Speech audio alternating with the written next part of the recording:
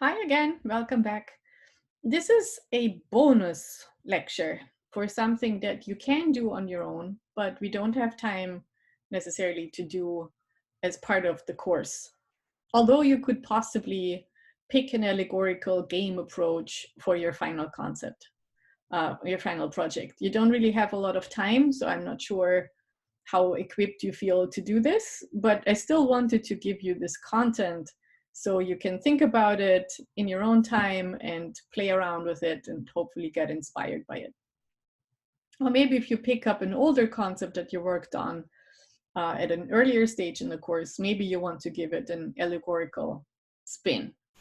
Anyways, here goes.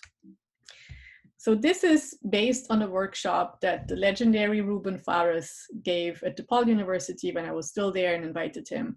I've did some projects with Ruben when we concepted something for iThrive Games, and he's a really awesome dude and deserves a shout out. So he used to work for Minority Media, the people who are responsible for games like Papa.io and Spirits of Spring, and then co-founded a new studio called Casa Rara together with Tali Goldstein. And their most famous project probably is I Love Potatoes and a bunch of other VR projects that they made since. And what both companies have in common, Minority Media and Casa Rara, is that they are very much leaning towards deep experiences. So something that's emotionally compelling, that emphasizes relationships between characters, between the game and the player, that makes players feel, and that explore different aspects of the human experience. That's why I'm such a fangirl. Okay, so on the agenda for this workshop/lecture is to investigate the role of metaphor in allegorical games, using mechanics to convey emotion, storytelling, and thinking about the player. Games about the human experience. Yes, we know this has been the goal of the medium of games for a long time, but comparatively to all the other titles that are out there, there have been very few successes. But since 2012, more and more, there is a new wave of games that aim for something different than Twitch skill or, yeah, just puzzles or shooting stuff up. Why is this compelling? Because it pushes the medium forward, it uses our art for self-expression, and it creates art or expressions that will impact people's life. So this is how you can do it yourself, to conceptualize an allegorical game. That's a difficult word. And this is broken down into several steps and concrete exercises where you can pause the video and do this on your own. The workshop originally took, I think, 2 hours. Of course, you can take much longer and probably should take much longer if you want to do this for real and come up with something really cool. But the basic sketch you can do in a really game jammy kind of way. And just go with it and see where it takes you and do it several times for different ideas. First step, again, with the lighthearted and fun on all the deep games. Now, the first step, Ruben asks, is what is your pain? What's the thing that troubles you? What is really deep inside that needs to be acknowledged and expressed? And here is your first challenge. Pick a theme, trauma, or a thing that worries you in your life that you'd like to make a video game about. State the theme with 2 to 3 words. When we did the workshop at DePaul, which is in the heart of Chicago, downtown Chicago, a few of the participants actually had things on their minds like gang violence, because in South Chicago, that's a really big deal, or homelessness. So it doesn't have to be something that's a psychological pain. It can also be a social, contextual, cultural pain that you feel. And then the second step is find a metaphor that expresses this. Edward Scissorhands, that movie is a metaphor for isolation and loneliness and the pain to connect with others. So the metaphor serves as a tool. Tim Burton's pain, Tim Burton, who directed Scissorhands was he didn't fit in. So this is where that story came from. He's great at coming up with metaphors to talk about these issues, for example, in that movie. Lord of the Flies. That's also a metaphor for the origins of violence. We can write a treatise about it, or we could tell a story about it and then trace the human experience. Through that, trace how violence comes into being in a group of kids stranded on an island. Or Bambi, that's a metaphor. It's a metaphor about dealing with death and overcoming the grief. The metaphor's function in all of these examples is that it provides an exciting door. It creates also some distance to the topic, especially if that is a difficult theme. Which parent takes their kid to the movies to say, we're going to see something that will teach you how to deal with death? It's much better to say, let's go look at cute animals and see what happens there. And by the way, there's some dark stuff in there as well, but it is coming in a very, very different package that makes it much easier to get into and to metabolize what is going on. It provides an exciting door that you want to walk through. It creates curiosity. What could this be about? What is a person that has scissors for hands? What is this about? I want to learn more about this.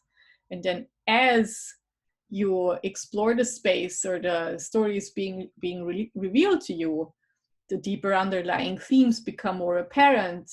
But instead of being told explicitly everything that's going on and what it means, the audience can make their own connections and relate it to their own experiences, their own life. So that can be a much stronger and better way to get somebody to buy into the difficult theme and just being super upfront about it. And you have to take a leap of faith to go through this magic door and to be open for the experience that it has in store for you. And yeah, it creates the distance for themes that are too close to home or just simply very uncomfortable for people who would never seek out an experience if it just screamed at them what it is about. But if it comes packaged in an exciting metaphor, then they might give it a shot and only afterwards realize, oh, this is what that was about. Ah, interesting. But be mindful of not creating too much distance. The metaphor should still be relatable or people will completely lose sight of it. And there is not really a good guideline on what's too much distance and what's and what's too little distance. So you have to feel that out a little bit. And it also depends very much on your own creative and expressive goal. Maybe you want to be super opaque. Maybe it is important that it really gets across to most people. And you will know from the context of your project and your communicative goal what the best approach is and how you test for it or how you test the waters on whether you are achieving this goal. I usually take the stance that if you have to explain your metaphor a lot and if you really have to work hard to make sense of it, if it doesn't come to you super easily and you're sort of reaching when you explain it to somebody else, then the distance might be too large. Difficult themes, anything goes really, war, violence, injustice, apathy, anxiety. So many of these have been packaged in movies and books and graphic novels through metaphor. So this is your next to do, your next job. Feel free to pause, figure out the metaphor for your pain. And you can also, of course, absolutely watch the entire video and think on it. And then you don't have to do these steps necessarily neatly one after the other, because you might do the first pass neatly one after the other, but then go back and revise and revisit and change stuff around clearly. And that's just how the creative process goes. Your third step would be mechanics. How does this game play? What does the player do? How does it all work? So we already know video games are simulations, and we use gameplay to make the simulation come alive. What are the mechanics to communicate the emotions associated with your theme? So here it's really important that you don't just think about the setting and the characters and the fiction, and then you have mechanics that are quite divorced from what it's all about. We talked about this before, that really feeling what the game is about, the meaning is also conveyed through the experience of playing the game, the moment-to-moment gameplay, be that through an experiential gestalt, like a really structural thing, or more fine-grained on the level of individual mechanics. So in Spirits of Spring, one of the core mechanics is bridge building, and it's a game about bullying and how you build bridges as the person who is guarding spring. That's a very, very good mechanic to reinforce that idea that creating connections and friendships with people is the antidote to the eternal winter that comes with bullying, the winter of the soul. You guard your soul's springtime by building bridges. So that's a very conceptually deep and thought through moment-to-moment gameplay thing, core mechanic to put in a game. It's not, you're not shooting stuff, you're building bridges. So think about the mechanics you give your players and how that is aligned with your bigger theme, and how that speaks to what your character, the function your character serves in the fictional space of the world that you set up to communicate your theme. Take a new approach when you think about mechanics. Yeah, this is very much related to this. Our brain has different areas, and these areas have different functions. So we have the neocortex, which is the analytical mind. We have the reptilian brain, the very instinctive mind that was there first, and that still governs the main operations in our body, like breathing and heart and stuff like that. And then we have the limbic brain. This is our emotional mind. When we play games or design games with lots of high scores and lives and enemies and all of that, we are appealing mostly to the reptilian brain, this instinctual side of us, the flight or fight response, kill or be killed. So all you care about when you play these kinds of games, they're super immersive and absorbing, is that you survive. You're fully engaged in this because your reptilian brain responds to that.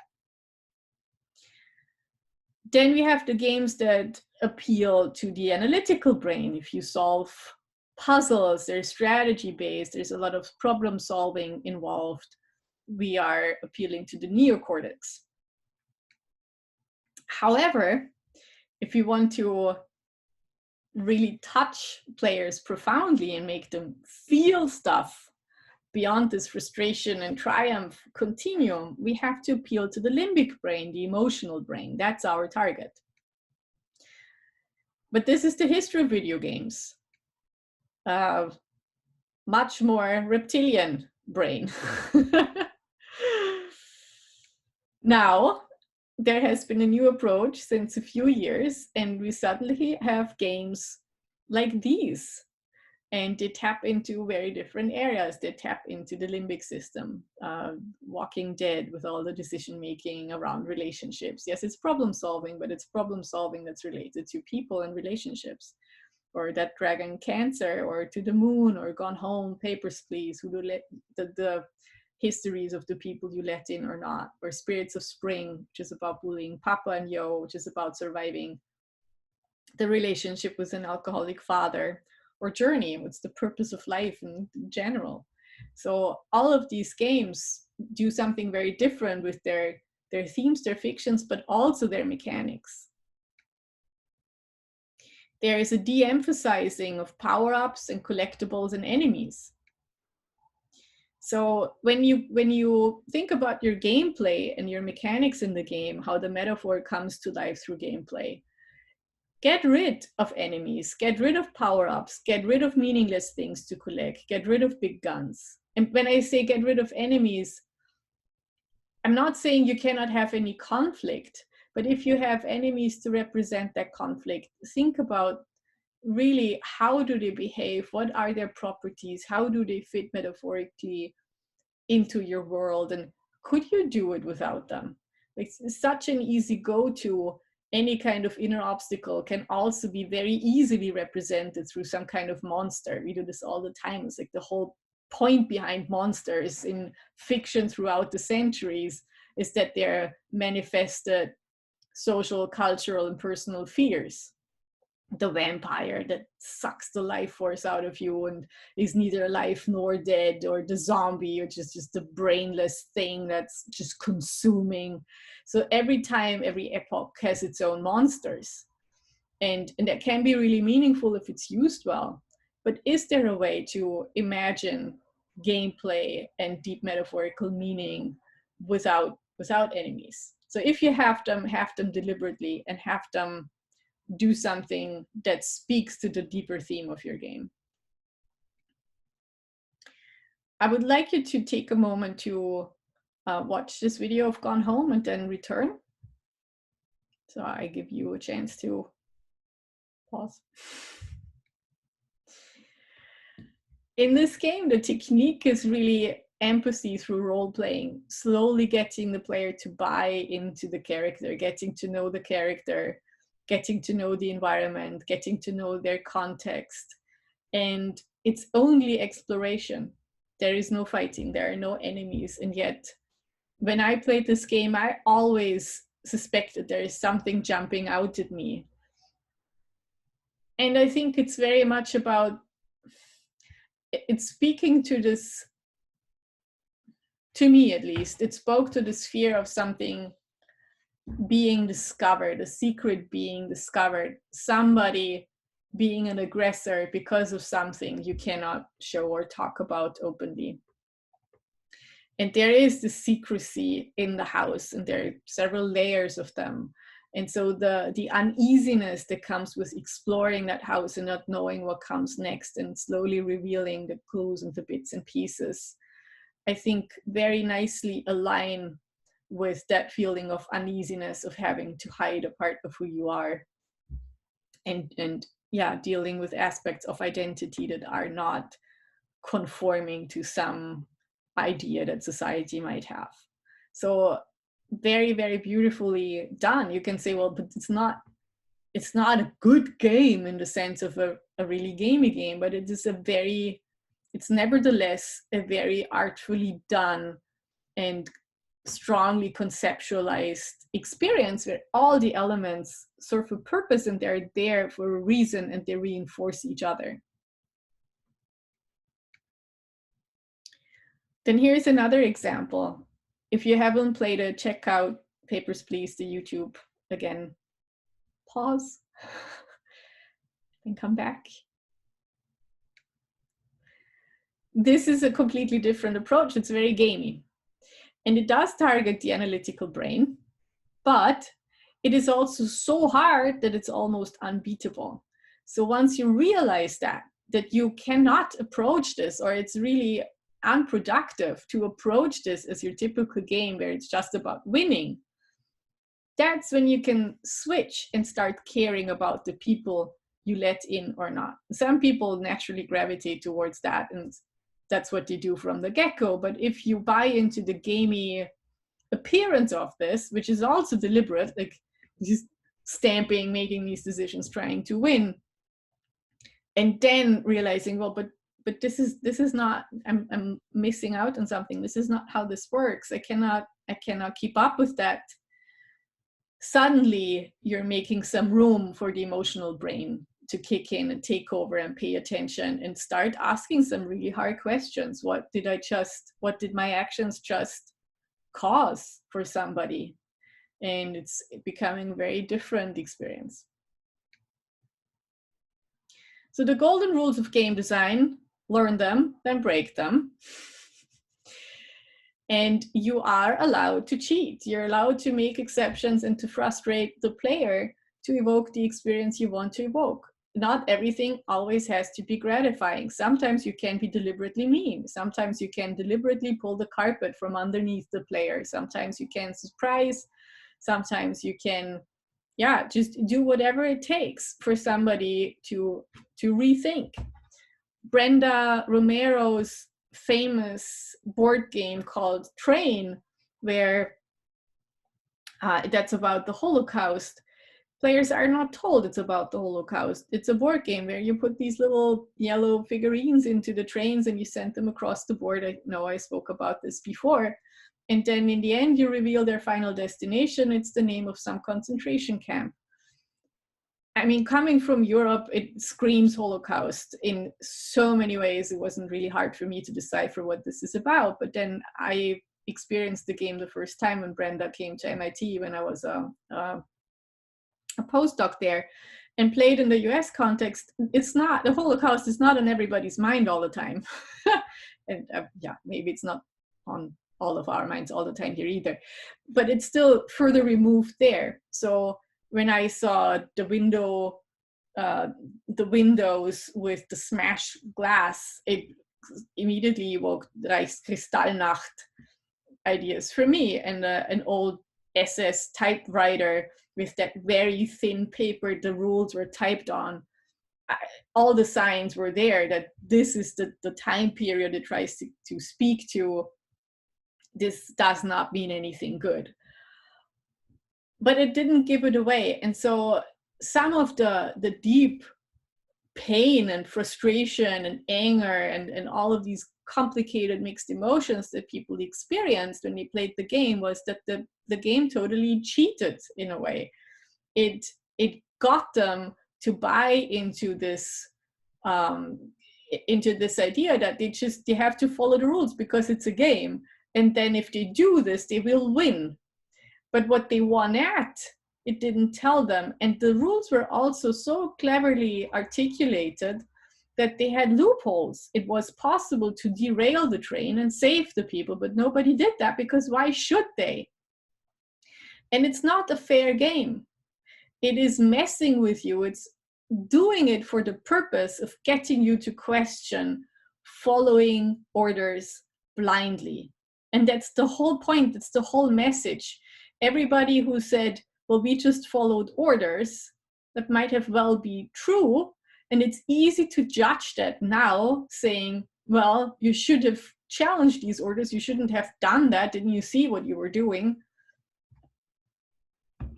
You might not, or you may, but it's complicated. And so getting people to reflect on their own decisions and being put in that situation where they contributed to sending the play figurines to a concentration camp, that's where the impact of that game lies. And it's no fair by any measure, but it's fair game to make your point.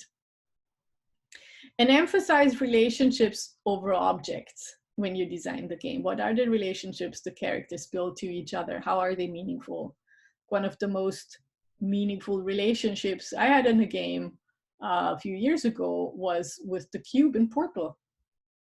And it's still, I mean, it's still an object, but it was also a relationship between the player and the cube. Yeah, life is not fair. Your game doesn't have to be fair. So for you to do, think about what's the gameplay in your game. What can the player do? What are the main characters and relationships, resources, and gameplay verbs? And then consider the story that you're going to embed this into. So here is a very classical dramaturgy of a story. You have a beginning, you choose a goal, then you encounter some challenges, but you recommit to the goal in the middle. You encounter a big crisis, you regroup, there's a climax, you solve your problem, and then the denouement, so the end. So in the beginning, everything is okay. It's the world pre-crisis, status quo. Crisis, no way back. We can easily map this onto the hero's journey here as well. So the call to adventure and then crossing the threshold, so crisis, no way back. You have a goal now that you try to pursue. When you recommit to this goal, you make it up to the big crisis. You face the evil, but you fail miserably doing so. Then you have your lowest point, you have maximum hesitation about being able to achieve your goal, but then you apply some new strategy and you save the day, there's the climax, and then there's the end. Create a beat chart, so map your gameplay onto the story structure. Which emotions do you want players to have where in the structure? And what kinds of mechanics are you going to use so the players will have these emotions at the particular point in the game. Unfortunately, you cannot really quite read all the details in the speed chart from Spirits of Spring. And also you might want to look up Spirits of Spring, but it's the game about being the guardian of spring and having to fight the evil crows who want to bring the winter in the land. And you have these two friends, a bear and a rabbit, and you can also take their role, so you can play as the bear or as the rabbit, but they're your friends, and you are all suffering from the domination of the crows. But in the beginning things are good, but then the crows take your friends. You chase them alone. So that's what you do. The experience is one of isolation, of loneliness. It really doesn't feel great. And you cannot fight the crows. You fail miserably against them. You fail against bringing your friends back. You are alone. You're the guardian of spring, but you're all alone, and the crows are just really powerful. Then in Act 2, in the middle of it, you encounter a fox, and the fox offers you power. And it's a very similar power than the crows have. So in a way, by taking that power, you are aligning with the dark forces. So you are seduced by that power. You turn into a bully yourself. So this is what you do. You are abusing that power, and consequently your friends abandon you, or you're becoming evil and dangerous. You end up hurting your friends, and you fail miserably. So this strategy did not work out so well. In Act 3, you finally reconnect. You see the error of your ways. You finally reconnect with your friends, and then you have to atone for what you've done. So you have to heal your friends. You have to rebuild the connection with the friends. So this is something you also do in the gameplay. You're taking these crow feathers off them. Friends are kind of sleeping, and you're in this, feels like a dream state where you're taking these feathers off them, and that's how I remember it. And you heal them, you atone. It's a very sweet and gentle part of the game. And then with them together, you face the crows again, but now you are empowered by this connection with your friends, and you win. So this drives home the point that having your friends, being loyal, cultivating these positive connections, and acting from a place of love is more powerful than acting from a place of hatred and from answering to bullying with bullying. It's just going to alienate everyone around you, not just the bullies. At least that's the reading of the game, my reading of the game. Something to keep in mind is the player's mental state when they play. You have to align the player with the player character somehow, because the player is not your player character, it's not the avatar. And the only way to make the player who's coming into your experience cold, without any desires to relate to any of the characters, is to explicitly design for it. So here's a final note. If you want to sketch out or prototype an allegorical game, a game that is a metaphorical story that has a deeper meaning, would be to really try and sketch out the whole project. So the game flow from beginning to end, with all the characters and environments and obstacles and what happens where. And you specify the core gameplay in each of these sections. And you specify what the player can do, what salient points in the game. And you specify what emotions you hope to evoke where in the game and how. And then you can test this and pay attention to player avatar alignment throughout. Sounds really simple, takes much more time than that. And is also just a very rough guideline to get you started. Learn by doing, and I hope you have fun experimenting with this a little bit. And I'm curious to hear if you do it, how it goes for you and where you might struggle and what you might learn from that. So thank you so much. That was it. See you in the next video.